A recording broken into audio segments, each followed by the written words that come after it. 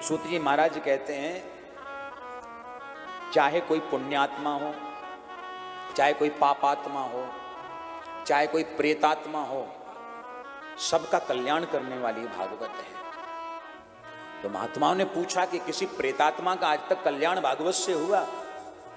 अगर हुआ है तो कृपा करके वो कथा हमको श्रवण कराइए। तब सूत जी कहते हैं कि तुंगभद्रा नदी के किनारे एक आत्मदेव नाम के पंडित जी रहते थे।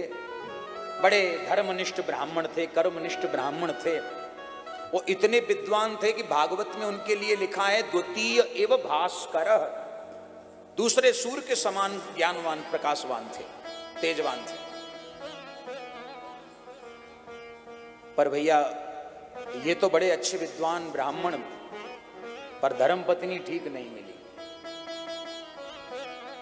वो आदमी कितना भी संपन्न हो, कितना भी ज्ञानी हो, कितना भी पैसा हो, सब कुछ हो, और घर गृहस्थी में, दाम्पत्य जीवन में अगर धर्म पत्नी ठीक नहीं है तो सब कुछ बेकार। बोलो राधे राधे, सब गड़बड़ है। अब बाहर तो महाराज खूब नाम है, खूब लोग आदर कर रहे हैं, और घर में रोज कलह मचा हुआ है, घर में महाभारत चल रहा है। सुख नहीं मिल सकता। आत्मदेव के जीवन में हर चीज उपलब्ध है, पर शांति का अनुभव नहीं कर पाते, क्योंकि धर्मपत्नी ठीक नहीं मिली। नाम श्रीमती धुंधुली देवी,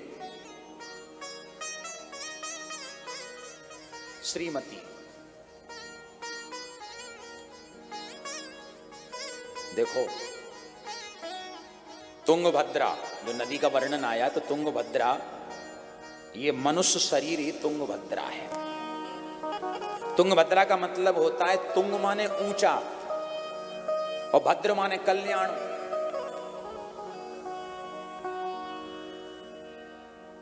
कल्याण का सर्वोत्तम साधन अगर कोई है तो ये मनुष्य शरीर ही है। पशु अपना कल्याण नहीं कर सकते, क्योंकि उनमें बुद्धि नहीं है। साधन धाम मोक्ष कर द्वारा, पाई न जेहि परलोक सवार। ये साधनों का धाम है मनुष्य शरीर, मोक्ष का द्वार है, और इसे पाकर के भी अगर मुक्ति का साधन हम न ढूंढ पाए, मुक्ति के लिए, मोक्ष के लिए उपाय न कर पाए, तो ये बेकार।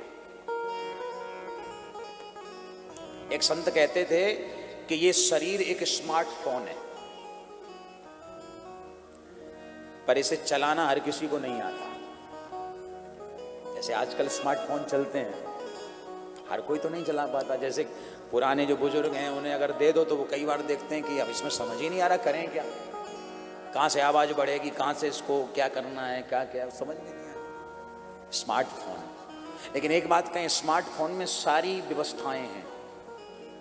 चाहे किसी को पैसा ट्रांसफर करना हो, चाहे पैसा मंगाना हो, चाहे किसी को मैसेज करना हो, कोई भी एनी हाउ, आप कोई भी आपको अपने हृदय की बात रखनी है तो उस स्मार्टफोन से संभव है। तो शरीर स्मार्टफोन है, इससे सब काम हो सकते हैं। मुक्ति भी इसी से होगी। ये मनुष्य शरीर ही मुक्ति को प्राप्त करा सकता है। मनुष्य शरीर से ही आप मुक्ति प्राप्त कर सकते हैं, और साधन नहीं किया तो इसी से आपकी दुर्गति भी हो सकती है। तो ये तुंगभद्रा ही मनुष्य शरीर है, और इस मनुष्य शरीर में रहने वाला जीव ही आत्मदेव है। बोलो राधे राधे।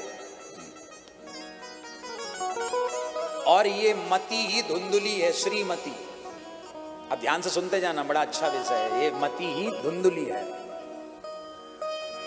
अब आत्मदेव के जीवन में जब पुत्र की प्राप्ति नहीं हुई तो आत्मदेव बड़े परेशान एक सरोवर के किनारे गए और विचार किया कि चलो हम मर ही जाते हैं। कई लोगों को ये लगता है कि मरने से ही समस्या का समाधान होगा, वो हो नहीं सकता। समस्या तो वैसी की वैसी ही बनी रहेगी। ये आत्महत्या करना कायरों का काम होता है। तो यही किया, मरने के लिए तैयार हो गए। अचानक से सामने से एक महात्मा संत सन्यासी आए, रोका आत्मदेव को। अरे ब्राह्मण, क्यों मरना चाहता है? आत्मदेव समझ गए, बन गई बात, ये तो संत हैं, और संत के चरण कमल पकड़ लेंगे और इन्होंने कहीं आशीर्वाद दे दिया तो फिर तो भगवान को भी इनकी बात माननी पड़ेगी। क्या चाहिए बेटा? बोले एक पुत्र की जरूरत है, हमने संतान हैं, बड़े परेशान हैं। अब महात्मा लोग तो अच्छी बात ही बताएंगे। महात्मा ने कहा बेटा क्या करोगे संतान लेके? संसार में कई ऐसे हैं जो संतान से ही दुखी रहते हैं। बोलो राधे राधे। तुम्हें संतान की पड़ी है? नहीं नहीं महाराज, हमें तो संतान ही चाहिए। चरण पकड़ लिए, और अगर आपने संतान नहीं दी तो आपके चरणों में सर पटक पटक के मर जाऊंगा, लेकिन पुत्र का आशीर्वाद लिए बगैर घर नहीं जाऊंगा। संत ने सोचा अच्छी आफत मोल ले ली, अच्छे बढ़िया जा रहे थे और ये कहां चक्कर में पड़ गए। संत ने दया करके एक फल प्रसाद दे दिया, लो बेटा ये अपनी पत्नी को खिला देना, श्रीमती को खिला देना, जरूर भगवान कृपा करेंगे। फल लेकर के आया, बड़ा प्रसन्न है, और श्रीमती को फल दे दिया कि ये लो भगवान का प्रसाद है, हमारे घर में जरूर संतान होगी।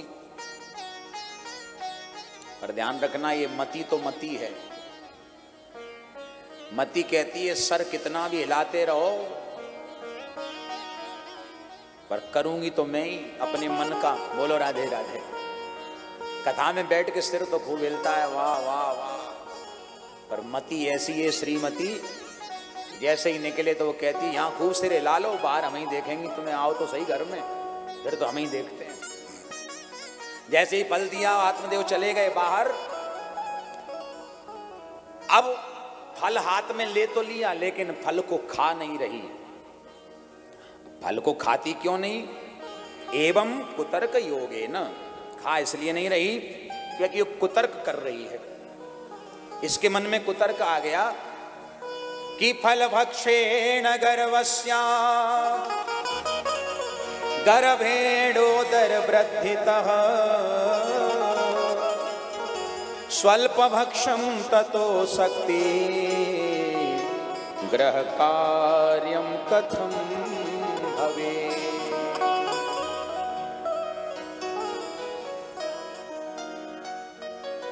कई बार संत महापुरुष के पास बैठ करके बढ़िया प्रसाद मिलता है, ज्ञान का उपदेश मिलता है, अच्छी बात मिलती है, लेकिन हमारा कुतर्क हमें उसको स्वीकार नहीं करने देता। ये बुद्धि बड़ी कुतर्की है। जैसे कथा में बैठे हैं, बैठे बैठे सोचते हैं कि कितनी बढ़िया बात महाराज जी कह रहे हैं, सत्य बोलो सत्य बोलो, बड़ी अच्छी बात कह रहे हैं। पर बुद्धि क्या कुतर्क करती है, ये मति क्या कुतर्क कर रही है कि महाराज जी तो बढ़िया कह रहे हैं सत्य बोलो, लेकिन सत्य बोलो बात तो बढ़िया है, लेकिन प्रैक्टिकल लाइफ में बड़ा मुश्किल है। बोलो राधे राधे। अब दुकान पे बैठ के सत्य बोलेंगे तो दुकान कैसे चले? व्यवहार में अगर सत्य ही बोलते रहे तो लोग तो लूट के ही ले जाएंगे, तो भैया बड़ा मुश्किल है, फिर बड़ा मुश्किल है।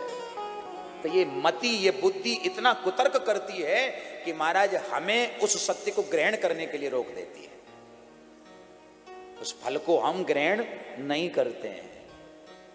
अब संत की कृपा का फल लेके गाय के सामने डाल दिया, खुद नहीं खाया, विचार किया खाऊंगी तो गर्व रहेगा, पेट बढ़ेगा, भोजन की मात्रा कम हो जाएगी, और कहीं घर में कोई आफत आ गई तो सब भाग जाएंगे, मेरा पेट बड़ा होगा, मैं भाग ही नहीं पाऊंगी और मैं मर जाऊंगी, जल जाऊंगी।